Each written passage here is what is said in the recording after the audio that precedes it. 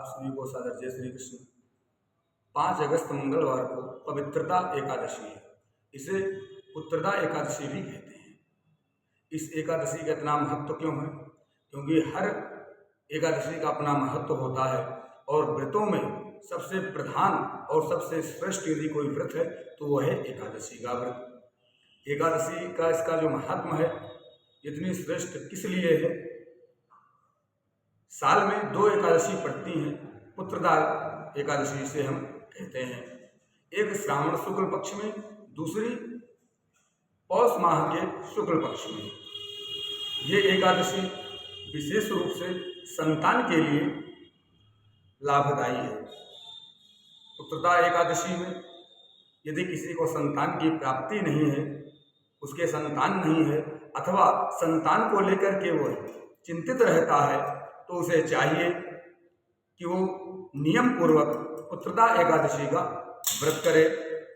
इस व्रत के प्रभाव से विधि पूर्वक यदि आप व्रत करते हैं तो आपको पूर्ण रूप से इसका फल प्राप्त होगा।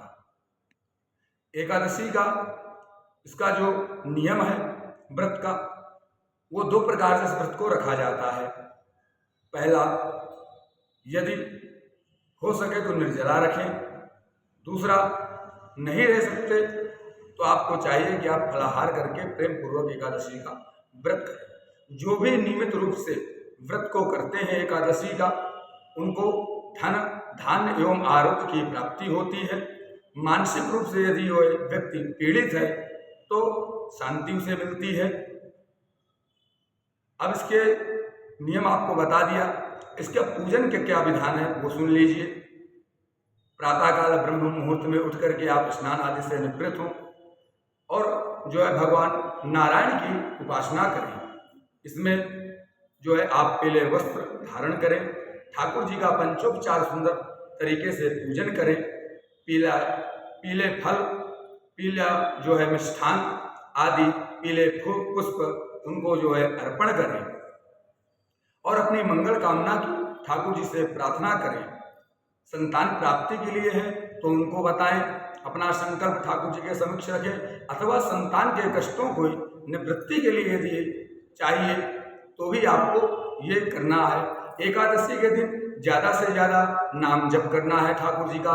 हो सके तो गोपाल सहस्त्रनाम आदि का पाठ ज़्यादा से ज़्यादा अधिक मात्रा में करें और जो है पूरा दिन किसी के लिए अपशब्द नहीं कहें, किसी का अहित ना सोचें। मानसिक रूप से भी किसी का जो है आपको अहित नहीं सोचना है।